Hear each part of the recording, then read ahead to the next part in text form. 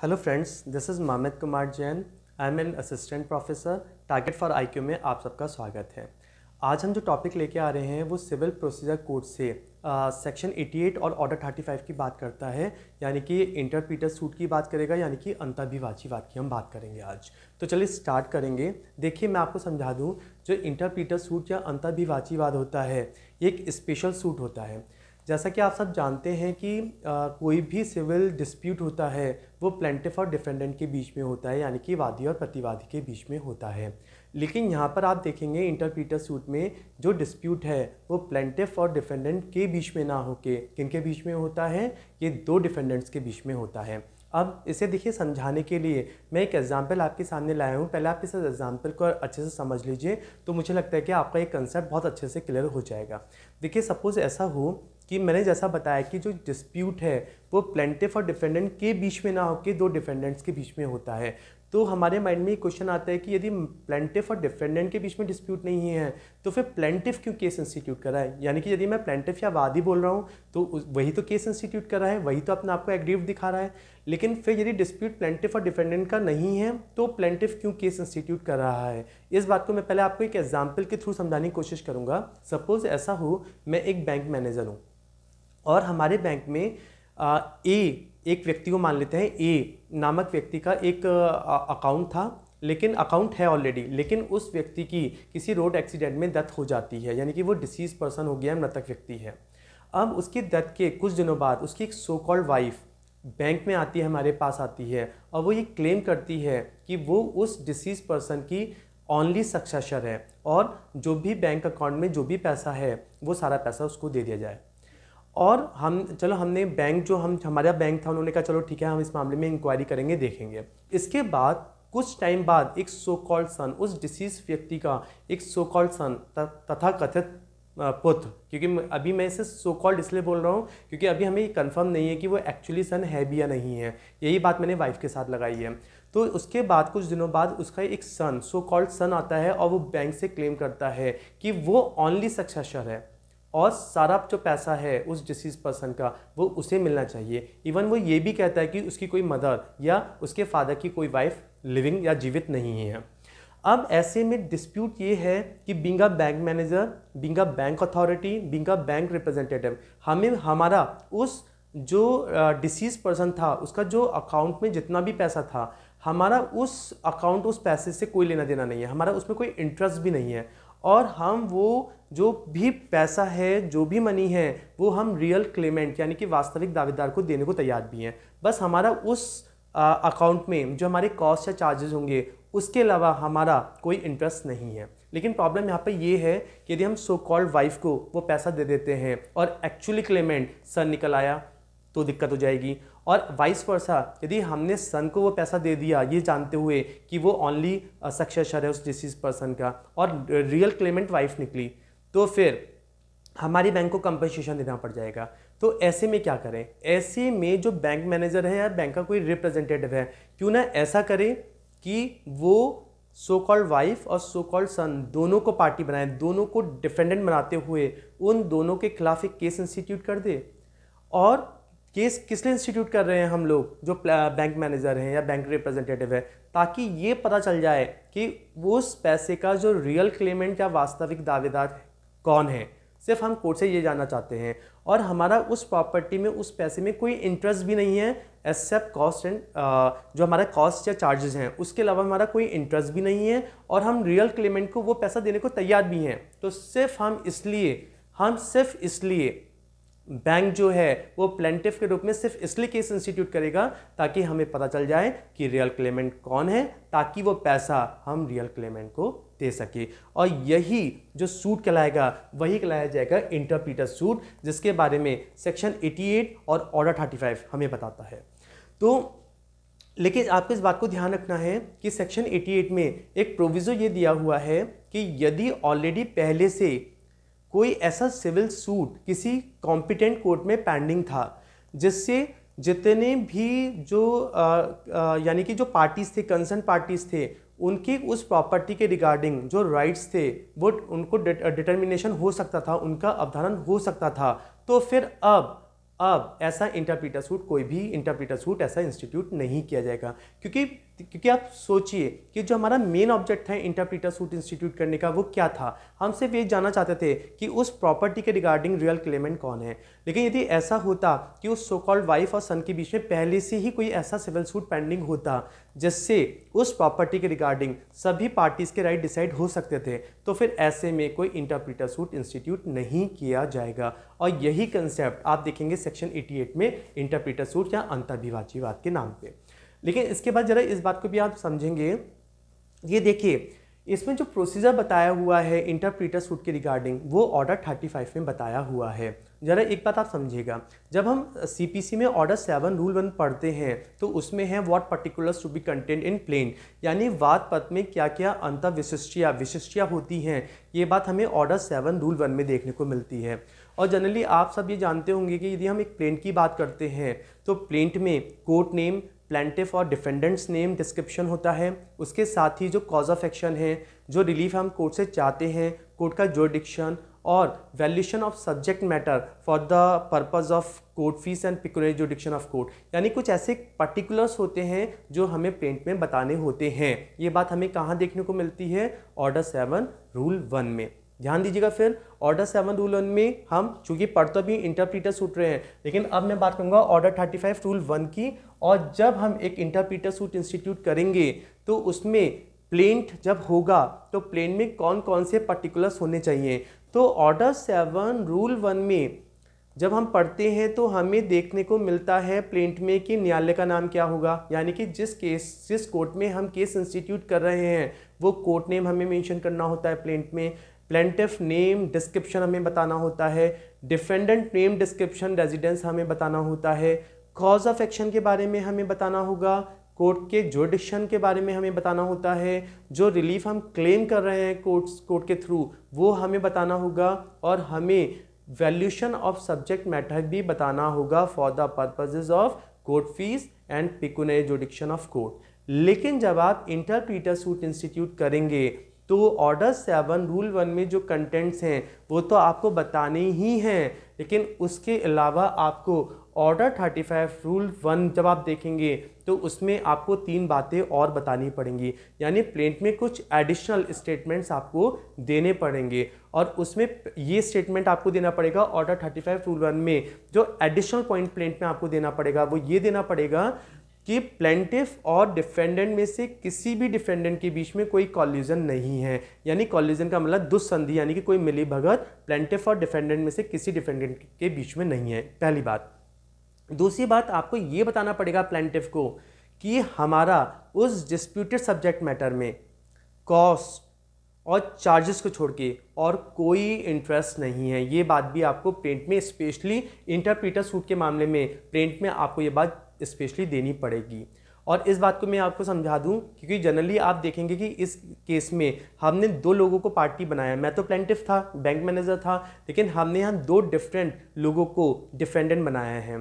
तो यहाँ पर जब 2 डिफेंडेंट के अगेंस्ट हम केस इंस्टीट्यूट कर रहे हैं और वो भी डिफेंडेंट ऐसे हैं कि जिनका एडवर्स इंटरेस्ट है एक दूसरे के अगेंस्ट, तो यहाँ पर वो दोनों जब हम प्लेंट सबमिट होगा उनको समझ जाएगा तो दोनों सेपरेट अपना WS यानी कि रिटन स्टेटमेंट या लिखित कथन कोर्ट के सामने प्रेजेंट करेंगे। तो ये बात आपको कहाँ देखने को मिलती है? ऑर्डर 35 रूल 1 में प्लेंट इन इंटरप्रीटर सूट, यानी कि अंतर्विभाज्यवाद में वाद पद में क्या क्या बातें और होनी चाहिए, ये बात आपको यहाँ देखने को मिलेगी।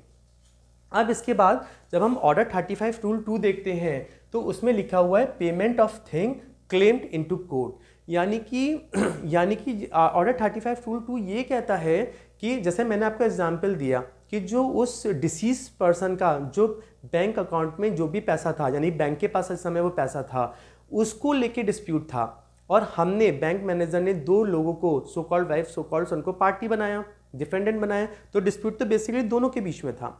तो उस प्रॉपर्टी हमारे पास है, तो यदि वो प्रॉपर्टी ऐसी थी कि इस समय केस इंस्टीट्यूट करने के बाद हमने देखा कि प्रॉपर्टी ऐसी है, कोर्ट ये देखता है कि प्रॉपर्टी ऐसी है कि इसे कोर्ट की कस्टडी में रखा जा सकता है, तो कोर्ट प्लेंटिफ को ये ऑर्डर दे सकता है कि आप एक काम कीजिए, वो डिस्प्यूटेड प्रॉपर्टी कोर्ट की कस्टडी में दे दीजिए। तो ये बात कहता है ऑर्डर 35 रूल 2। इसके बाद हम बात करेंगे ऑर्डर 35 रूल 4 की। तो ऑर्डर 35 रूल 4 बात करता है प्रोसीजर एट फर्स्ट हियरिंग, यानी कि पहली सुनवाई में क्या प्रक्रिया होनी चाहिए। तो देखिए सीधी सी बात है, यहाँ पर डिस्प्यूट तो प्लेंटिफ का है ही नहीं, वो तो खामखा एक तरीके से पार्टी बना हुआ है। तो यहाँ पर कोर्ट पहली हियरिंग में क्या क्या करेगा इसके रिगार्डिंग हम रूल 4 पढ़ेंगे। और रूल 4 में क्या लिखा हुआ है, पहला जो सब रूल है वो कह रहा है the court may declare that, यानी कि पहली ही सुनवाई में। और पहली सुनवाई कब होती है, यानी कि जिस दिन जो डिफेंडेंट्स हैं वो हमने समन भेजा था। और समन हमने क्यों भेजा था, ताकि दोनों डिफेंडेंट्स अपना WS प्रेजेंट करें, रिटन स्टेटमेंट प्रेजेंट करें। तो जो डेट डिफेंडेंट की कोर्ट में WS प्रेजेंट करने की होती है उसी दिन ऑर्डर 9 रूल 1 के अकॉर्डिंग सभी पार्टीज या तो पर्सनली अपेयर होती हैं या अपने अपने प्लीडर के थ्रू अपेयर होते हैं। यानी उस डेट पे जब दोनों डिफेंडेंट अपना WS कोर्ट में प्रेजेंट करेंगे, प्लेंटिफ भी वहाँ मौजूद होगा। तो वही हमारी कराती है फर्स्ट हियरिंग। और फर्स्ट हियरिंग में इंटरप्रीटर सूट में कोर्ट की क्या प्रोसीडिंग होगी, तो ये बता रहा है द कोर्ट में डिक्लेयर दैट, यानी कि पहली ही सुनवाई में कोर्ट ये घोषणा कर सकेगा that the plaintiff is discharge from all liability to the defendant in respect of the thing claim, यानी कि जिस संपत्ति का दावा किया गया है, जिस चीज़ का दावा किया गया है उसके संबंध में, क्योंकि बैंक मैनेजर यानी कि प्लेंटिफ का तो कोई डिस्प्यूट नहीं है ना, तो क्यों ना उसे खामखा कोर्ट में बुलाया जा रहा है, तो क्यों ना उसे उस प्रॉपर्टी के रिगार्डिंग सभी लाइबिलिटी से यानी कि सभी दायित्वों से निर्मुक्त कर दिया जाए, डिस्चार्ज कर दिया जाए, उन्मोचित कर दिया जाए। तो कोर्ट को लगता है कि प्लेंटिफ को पार्टी बनाए रखने का कोई फायदा नहीं है, क्योंकि डिस्प्यूट तो डिफेंडेंट और डिफेंडेंट के बीच में है। तो कोर्ट पहली ही हियरिंग में जो प्लेंटिफ है उसको सभी लाइबिलिटी से डिस्चार्ज कर सकती है। और दूसरी बात हमारा लेकिन प्रॉब्लम ये था, जो प्लेंटिफ था उसका एक इंटरेस्ट ये था, जैसा कि हमने प्लेंट में भी बताया भी, कि हमारा प्लेंटिफ का क्या इंटरेस्ट होगा उस प्रॉपर्टी में, केवल जो हमारे कॉस्ट थे या चार्जेस थे उस प्रॉपर्टी के रिगार्डिंग, हमें केवल वही तो चाहिए था ना। तो कोर्ट प्लेंटिफ को चाहे तो फर्स्ट हियरिंग में डिस्चार्ज कर देगा, और दूसरी बात लिखा है अवॉर्ड हिम कॉस्ट, और ऐसे वादी को जो उनका खर्चा या कॉस्ट था वो उनको दिलवा देगा। और साथ ही साथ डिसमिस द प्लेंटिफ, यानी कि और साथ ही साथ जो प्लेंटिफ है यानी वादी है, वादी को उस बात से डिसमिस कर देगा।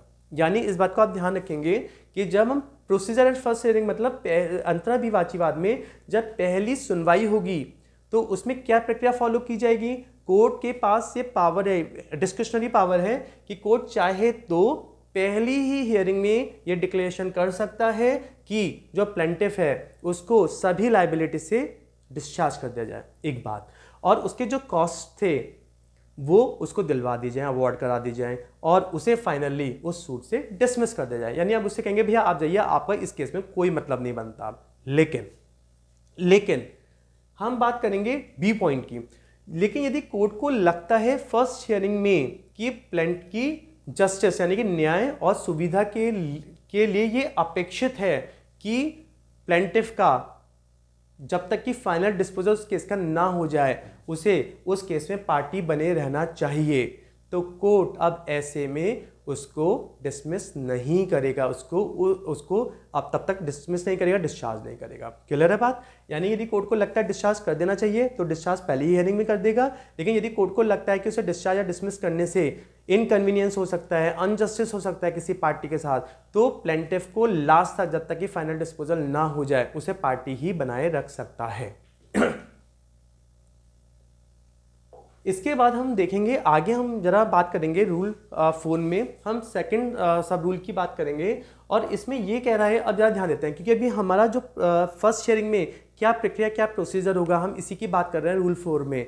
अब ऐसा हुआ कि चलो ठीक है, कोर्ट को जैसा लगा कि प्लेंटिफ को उन्होंने प्लेंटिफ को डिसमिस किया उस सूट से या नहीं किया, जैसा भी मसला है, लेकिन अब फर्स्ट हियरिंग में यदि ऐसा हुआ कि जो कंसर्न पार्टीज हैं यानी कि जो डिफेंडेंट्स हैं उन्होंने अपने अगेंस्ट कोई एडमिशन कर दिया सपोज, या हमारे पास पहली हियरिंग में ऐसे एविडेंसेस कोर्ट के सामने आ गए जिससे कोर्ट ये फाइनली एडजुडिकेट कर सकता है कि उस डिस्प्यूटेड प्रॉपर्टी का रियल क्लेमेंट कौन है।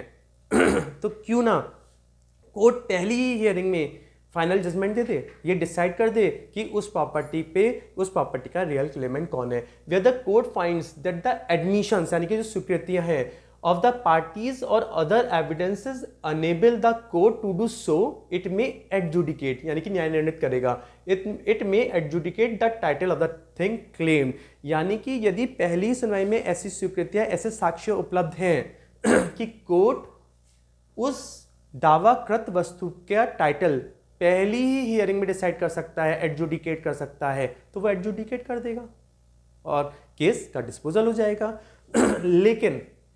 लेकिन यदि हमें लगता है कि पहली हियरिंग में हमारे पास ऐसे एडमिशन या ऐसे एविडेंसेस नहीं थे जिससे कोर्ट अनेबल हो सके कि वो पहली ही सुनवाई में उस केस का डिस्पोजल कर सके, यानी कि जो डिस्प्यूटेड प्रॉपर्टी है उसके बारे में रियल क्लेमेंट डिसाइड हो पाए, ऐसे अभी हमारे पास एविडेंसेस नहीं हैं, तो कोर्ट क्या करेगा?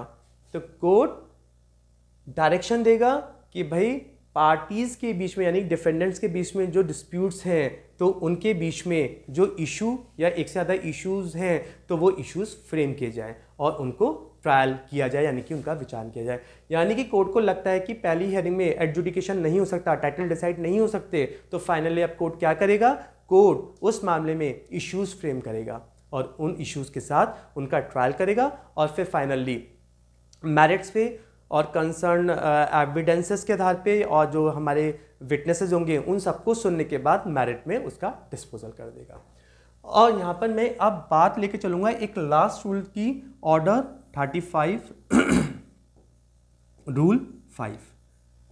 और जनरली ये चीज़ आप याद रखेंगे कि जो ऑर्डर 35 रूल 5 है ये बहुत इंपॉर्टेंट बनता है। ये यानी कि चूँकि इसमें इलस्ट्रेशन भी, 2 इलस्ट्रेशन दिए हुए हैं, 2 दृष्टांत दिए हुए हैं, तो ये PCJ में चाहे वो प्री हो या मेंस हो, ऑर्डर 35 रूल 35 अपने आप में बहुत इंपॉर्टेंट एक प्रोविज़न है। इस बात को मैं आपको समझा दूं। जनरली ये कहता है, इसका जनरल रूल ये कहता है, जो पहला इलस्ट्रेशन भी आप देखेंगे, कि कोई भी जो टीनेंट है वो अपने लैंडलॉर्ड के अगेंस्ट और जो एजेंट है वो अपने प्रिंसिपल के अगेंस्ट कोई भी इंटरप्रीटर सूट इंस्टीट्यूट नहीं कर सकता। जनरल रूल फिर सुन लीजिएगा, यानी कि जो एक अभिदारी है जिसे हम किराएदार जानते हैं, वो अपने मकान मालिक के अगेंस्ट यानी कि लैंडलॉर्ड के अगेंस्ट, और एक जो अभिकर्ता है, एजेंट है, वो अपने प्रिंसिपल या मालिक के अगेंस्ट इंटरप्रीटर सूट इंस्टीट्यूट नहीं कर सकता। क्लियर बात? लेकिन इसका एक एक्सेप्शन ये है कि यदि ऐसे प्रिंसिपल ने या ऐसे लैंडलॉर्ड के थ्रू कोई थर्ड पार्टी, जैसा भी मसला हो, एजेंट से या टीनेंट से प्रॉपर्टी क्लेम करता है। जरा पहले इस बात को थोड़ा समझा देता हूँ। मान लेते हैं कि ये लैंडलॉर्ड है, एक लैंडलॉर्ड है, ठीक है, और लैंडलॉर्ड ने कोई एक बॉक्स जिसमें ऑर्नामेंट्स थे, वो ऑर्नामेंट्स से भरा हुआ बॉक्स उसने, मैं यहाँ पर लैंडलॉर्ड की बात को छोड़ते हुए यहाँ पर बात करता हूँ प्रिंसिपल की। किसकी बात करता हूँ मैं? अभिकर्ता की बात, मालिक की बात करता हूँ मैं, ठीक है। यह हम बात करेंगे प्रिंसिपल की। चलिए, ये एक प्रिंसिपल है, एक स्वामी है, और इसने ऑर्नामेंट्स या आभूषणों से भरा हुआ एक बॉक्स किसको हैंड ओवर किया? किसको एंट्रस्टेड किया? अपने एजेंट को किया। अब सपोज ऐसा हुआ कि एक थर्ड पार्टी, ये तो प्रिंसिपल हो गया, ये एजेंट है, उसने एक ऑर्नामेंट से भरा हुआ बॉक्स उसको दे दिया, अपने अभिकर्ता को दे दिया। अब सपोज एक थर्ड पर्सन सी इस एजेंट के पास जाके ये कहता है कि ये ऑर्नामेंट्स तो मेरे हैं, ये बॉक्स तो मेरा है, ये बॉक्स आप मुझे दीजिए। तो क्या ये एजेंट अपने प्रिंसिपल और एक थर्ड पार्टी सी के अगेंस्ट क्या इंटरप्रीटर सूट इंस्टीट्यूट कर सकता है? क्या ये जानने के लिए कि इस बॉक्स का रियल क्लेमेंट कौन है, क्या एजेंट अपने प्रिंसिपल के अगेंस्ट इंटरप्रीटर सूट इंस्टीट्यूट करेगा? नहीं करेगा। ये जनरल रूल है। यानी कि यदि कोई थर्ड पार्टी आके इससे कह दे भाई ये बॉक्स तो मेरा है, ला भाई, तो ये इन दोनों को ये डिसाइड करने के लिए कि ये बॉक्स इसका है या इसका है, कोई इंटरप्रीटर सूट इंस्टीट्यूट नहीं करेगा। इसकी ड्यूटी है एजेंट की कि ये बॉक्स वो अपने प्रिंसिपल को ही दे। क्लियर है बात? और यही बात सेम यहाँ पर प्रिंसिपल ना होकर यदि लैंडलॉर्ड होते और यहाँ टीनेंट होते, तो कोई भी टीनेंट अपने लैंडलॉर्ड के अगेंस्ट भी इंटरप्रीटर सूट इंस्टीट्यूट नहीं कर सकते। ये बात ध्यान रखिएगा। लेकिन इसका एक एक्सेप्शन है। वो एक्सेप्शन आप देखेंगे इलस्ट्रेशन 2B जब आप पढ़ेंगे रूल 5 में, तो आपको ये बात क्लियर होने वाली है। लेकिन यदि जो ये सी था, अभी सी ने एजेंट से क्लेम किया, लेकिन ये खुद ही आया क्लेम करने के लिए, इसे किसी ने एम्पावर्ड नहीं किया था। यानी जब पी ने, प्रिंसिपल ने एक बॉक्स अपने एजेंट को हैंड ओवर किया और एक थर्ड पार्टी सी आके ये कहता है लाओ भैया बॉक्स मुझे दो, तो ये सी जो क्लेम कर रहा है उस बॉक्स के बारे में वो पर्सनली कर रहा है, किसी ने उसे एम्पावर्ड नहीं किया था। लेकिन यदि ऐसा होता कि अब सी एजेंट से वो बॉक्स क्लेम करता है, लेकिन किसके थ्रू करता है, वो इस प्रिंसिपल के थ्रू, ये सी यानी थर्ड पार्टी अब क्लेम कर रहा है एजेंट से। यानी अब सी एजेंट से उस बॉक्स को, उस ऑर्नामेंट्स को क्लेम कर रहा है, तो कैसे कर रहा है, प्रिंसिपल के थ्रू ही कर रहा है। तो ऐसे में अब ये एजेंट ये जानने के लिए कि उस ऑर्नामेंट्स का रियल क्लेमेंट कौन है, अब एजेंट प्रिंसिपल और थर्ड पार्टी के अगेंस्ट इंटरप्रीटर सूट इंस्टीट्यूट कर सकता है। तो फाइनली आज का टॉपिक हमारा यहीं तक है।